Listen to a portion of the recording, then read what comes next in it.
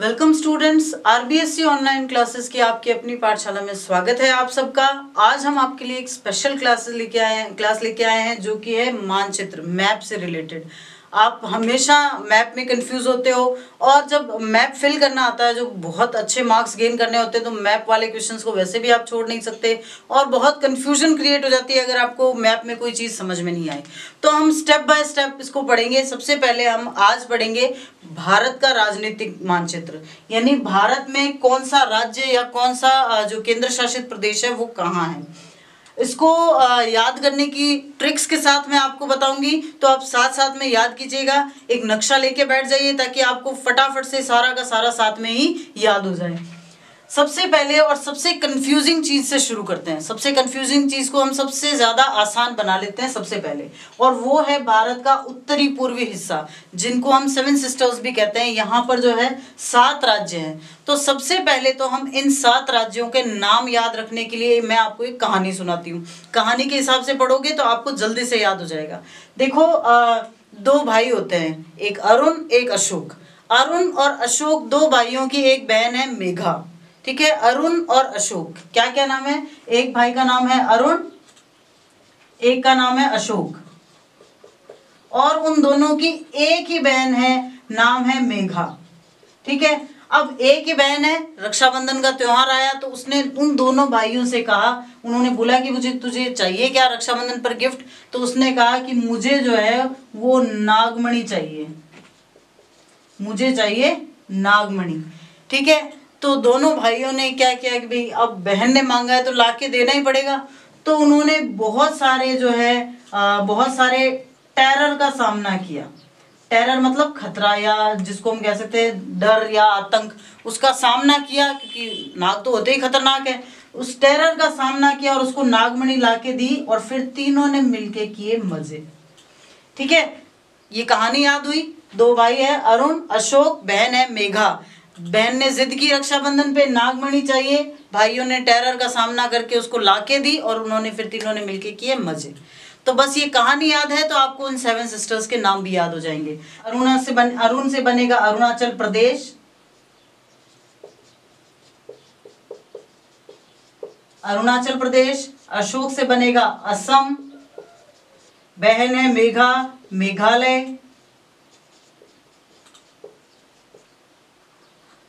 नाग से बनेगा नागालैंड, मणि से बनेगा मणिपुर,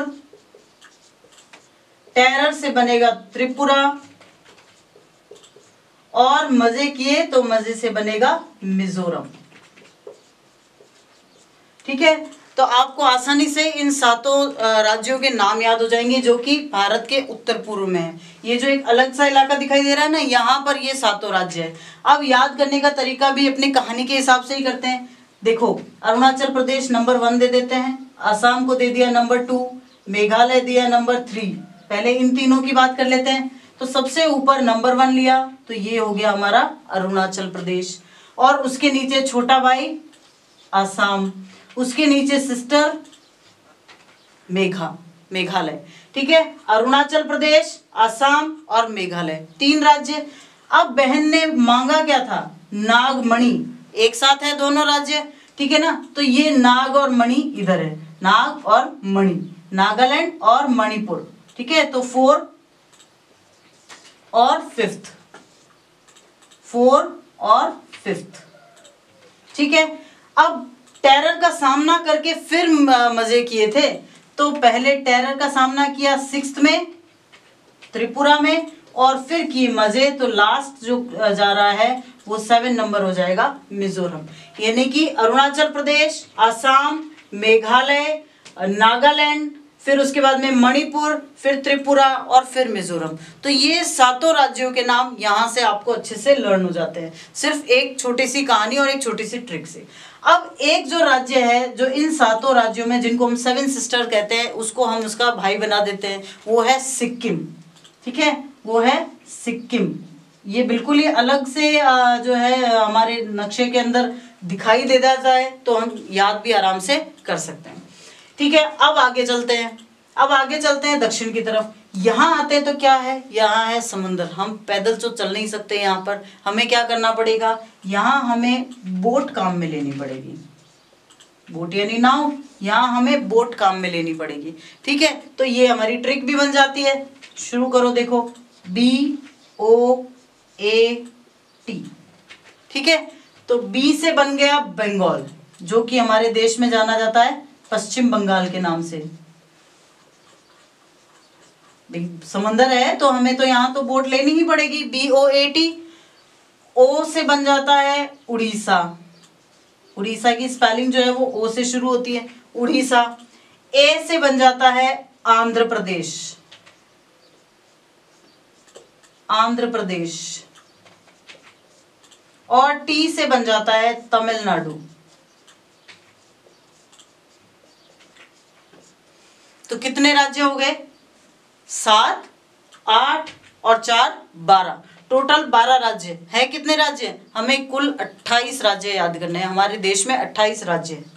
ठीक है, तो 7 राज्य ये, फिर BOAT, बोट से हम सफर कर रहे हैं हमें अभी अपना, तो उस बोट की सफर में हमें बोट से ही 4 राज्य मिल गए हैं। बी से बंगाल, पश्चिम बंगाल, ओ से उड़ीसा, ए से आंध्र प्रदेश और टी से तमिलनाडु।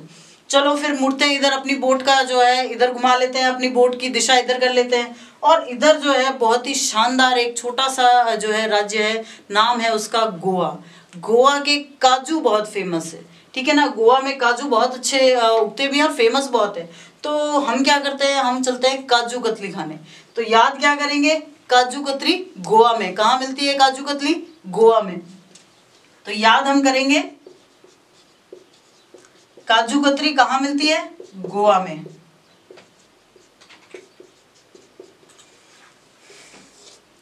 एक राज्य, दूसरा राज्य, तीसरा और चौथा। तो 4 राज्य हमें यहां से याद हो जाएंगे। काजू से हम याद करेंगे केरल, कतरी से याद करेंगे कर्नाटक, गोवा तो राज्य है ही है, और म से महाराष्ट्र। तो यानी कि ये जो काजू कतरी गोवा में मिल रही है, ये हमें बिल्कुल इसी रास्ते पे मिलती जा रही है। तो नाम के अनुसार ही हम नंबर लगाएंगे। काजू कतरी यानी कि ये है हमारा केरल, ये केरला, ये है कर्नाटक, ये छोटा सा जो दिखाई दे रहा है काजू का, वो दिखाई दे रहा है गोवा, जो काजू जैसे शेप का ही बना हुआ है, और उसके ऊपर है महाराष्ट्र। ठीक है, तो 12 और 4 16 राज्य, 16 राज्य हमने कवर कर लिए हैं। अब उसके ऊपर जाएंगे, अब जैसे जैसे ऊपर जाएंगे, सबसे ऊपर क्या कौन होता है, राजा। राजा बैठता है गज पे, यानी कि हाथी पे। गज, गज से बना गुजरात। और राजा ने की, हमारा राजस्थान तो है ही राजा, तो राजस्थान। ठीक है, यहां तक ये 16 और 2 18 राज्य, 18 राज्य हो गए। अब हम देखते हैं कि कुछ जो राज्य हैं वो बिल्कुल सामने दिखाई दे रहे हैं, बीच को हम हिंदी में कहते हैं मध्य। तो जो बीचों बीच जो राज्य बचता है वो होता है मध्य प्रदेश। अब हम सबको एक बात पता है, एक तो ये कि भारत में 3 राज्य नए बनाए गए थे। ठीक है, उत्तर प्रदेश से अलग करके बनाया गया था उत्तराखंड, मध्य प्रदेश से अलग करके बनाया गया था छत्तीसगढ़, और बिहार से अलग करके बनाया गया था झारखंड। ये 3 आपको अलग से स्पेसिफिक नाम याद रखने हैं। तो मध्य प्रदेश से जो अलग करके बनाया गया था वो था छत्तीसगढ़, छत्तीसगढ़। वो अब मध्य प्रदेश से अलग हुआ है तो उसके बिल्कुल पास वाला ही होगा। ठीक है, और अभी रिसेंटली आंध्र प्रदेश से एक राज्य अलग करके राज्य बनाया गया है, वो है तेलंगाना। तो आंध्र प्रदेश ये है, आंध्र प्रदेश के पास तेलंगाना। ठीक है, अब उत्तर प्रदेश उत्तर में होता है, तो मध्य से उत्तर में उत्तर प्रदेश, मध्य से उत्तर में उत्तर प्रदेश। और हमें पता है कि उत्तर प्रदेश से अलग करके बनाया गया था उत्तराखंड, तो ये जो उत्तर प्रदेश से अलग हुआ जगह है वो कहलाएगी उत्तराखंड।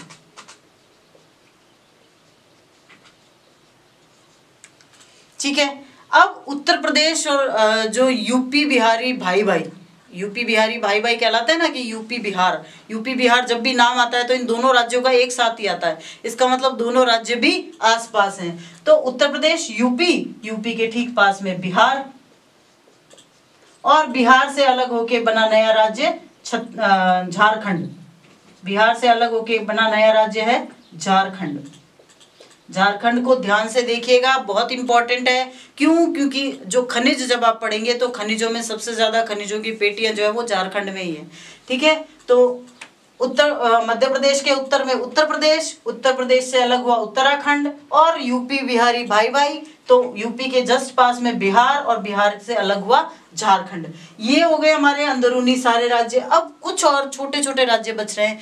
देखो, सबसे ऊपर क्या है, हम सबको पता है कि जम्मू कश्मीर में क्या होती है, बर्फ, और उस बर्फ को अपने आंचल में भर लेता है हिमाचल प्रदेश। बर्फ को अपने आंचल में, मतलब बर्फ गिर रही है तो बर्फ को अपने आंचल में भर लिया, तो वो है हिमाचल प्रदेश। तो जब यहाँ बर्फ गिरेगी तो यही अपने आंचल में भरेगा, तो ये क्या हो गया, हिमाचल प्रदेश।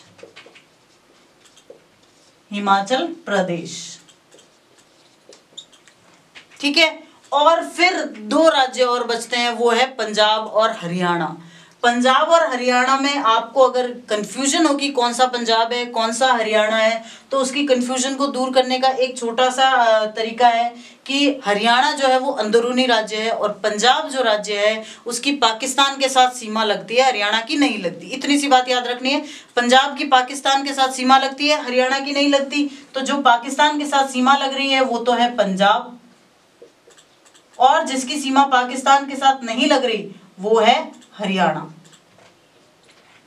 ठीक है, तो ये है भारत के 28 राज्य, सिक्किम, अरुणाचल प्रदेश, आसाम, उसके बाद में मेघालय, उसके बाद में नागालैंड, फिर मणिपुर, फिर त्रिपुरा, और फिर मिजोरम, 8। फिर पश्चिम बंगाल, उड़ीसा, आंध्र प्रदेश और तमिलनाडु, इनको हम याद रखेंगे बोर्ड से, BOAT, बंगाल, उड़ीसा, आंध्र प्रदेश, तमिलनाडु। ठीक है, फिर इधर याद रखेंगे काजू कतरी गोवा में, केरला, कर्नाटका, गोवा, महाराष्ट्र, फिर गुजरात और राजस्थान। काजू कतरी खाने के बाद गज पे बैठे और राजा बन के सवारी की, तो गुजरात और राजस्थान। उसके बाद में मध्य प्रदेश और उत्तर में उत्तर प्रदेश, और मध्य प्रदेश से अलग हुआ छत्तीसगढ़, आंध्र प्रदेश से अलग हुआ तेलंगाना, और उत्तर प्रदेश से अलग हुआ उत्तराखंड। यूपी बिहारी भाई भाई तो पास पास में है, बिहार से अलग हुआ झारखंड। ठीक है, और फिर जिससे पाकिस्तान से सीमा लगे वो है पंजाब, और ना लगे वो है हरियाणा। तो ये है हमारे 28 राज्य भारत के। 28 राज्यों के साथ साथ हमारे भारत में 8 केंद्र शासित प्रदेश हैं।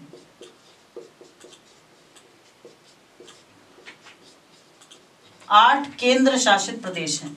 अब वो कौन कौन से हैं वो पढ़ लेते हैं। सबसे पहले तो नाम याद कर लेते हैं।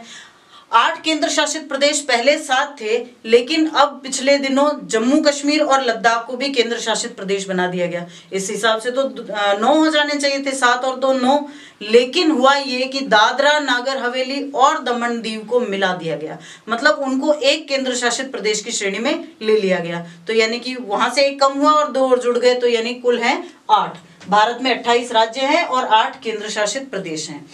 तो अब सबसे पहला हम पढ़ते हैं जम्मू कश्मीर और लद्दाख। लद्दाख हमें पता है कि बर्फीला इलाका है, जहाँ लेह लद्दाख, जहाँ की बर्फ की जो है बात करते ही सर्दी लगने लग जाती है, तो वो सबसे उत्तर में होगा। तो ये है लद्दाख, और ये जो बचा है ये है जम्मू कश्मीर। ये केंद्र शासित प्रदेश हो गए हैं, याद रखना है आपको, लद्दाख, जम्मू कश्मीर। ठीक है, और दिल्ली चूंकि भारत की राजधानी है और वहां की सुरक्षा बहुत बड़ी जो है भारत जिम्मेदारी है, तो उसको भी केंद्र शासित प्रदेशों में रखा गया है। तो ये जो छोटा सा एक राज्य के रूप में हमें दिखता है, ये है भारत की राजधानी दिल्ली, ये है दिल्ली। ठीक है, और पंजाब हरियाणा दोनों की राजधानी एक ही है, बहुत झगड़ा करते हैं वो अपनी राजधानी को लेकर। तो अब उनके झगड़े को ऑब्वियसली फिर वो, अगर दोनों की राजधानी एक ही है तो बीच में होगी उनके। अब उनके झगड़े को अगर किसी एक को दे दिया जाए कि भाई एक को दे दो ये राजधानी, तो दूसरा गुस्सा हो जाएगा। तो सरकार ने क्या किया, उसको अपने पास रख लिया। राजधानी तो वो दोनों राज्यों की है, लेकिन सरकार का उस पर जो है अधिकार है। तो इसका मतलब वो भी क्या है, केंद्र शासित प्रदेश। तो वो पंजाब और हरियाणा के बीच में स्थित है। ठीक है, तो ये है चंडीगढ़। 1, 2, 3 और 4। अगला है हमारा पुदुचेरी, जो कि तमिलनाडु के पास है। तमिलनाडु में जहां ये बम्स खत्म होते हैं वहां पर एक छोटा सा पॉइंट है, ये है पुदुचेरी, या इसको पौंडीचेरी भी कहा जाता है। पुदुचेरी या इसको पौंडीचेरी भी कहा जाता है, पांडिचेरी। ठीक है, फिर इसके बाद में सबसे इस तरफ जो द्वीप समूह है वो है अंडमान निकोबार द्वीप समूह। अंडमान और निकोबार द्वीप समूह। चूंकि इनको राज्य घोषित करना इतना आसान नहीं है, यहाँ पर पूरी तरह से वो प्रक्रिया संचालित नहीं की जा सकती। समुद्र में है तो भारत के लिए बहुत सामरिक महत्व के भी हैं, इसलिए इनको केंद्र शासित प्रदेश बनाया गया है। और इस तरफ छोटा सा द्वीप समूह है, वो है लक्षद्वीप। ये भी केंद्र शासित प्रदेश है। तो जम्मू कश्मीर, लद्दाख 2, तीसरा दिल्ली, चौथा चंडीगढ़, पांचवा पुदुचेरी या पौंडीचेरी, छठा अंडमान निकोबार द्वीप समूह और सातवां लक्षद्वीप। और आठवां जो है वो गुजरात में, एक यहां और एक यहां। यहां आप 2 पॉइंट लगा सकते हैं। ये दोनों पॉइंट मिलके कहलाते हैं दमन दीव और दादरा नागर हवेली।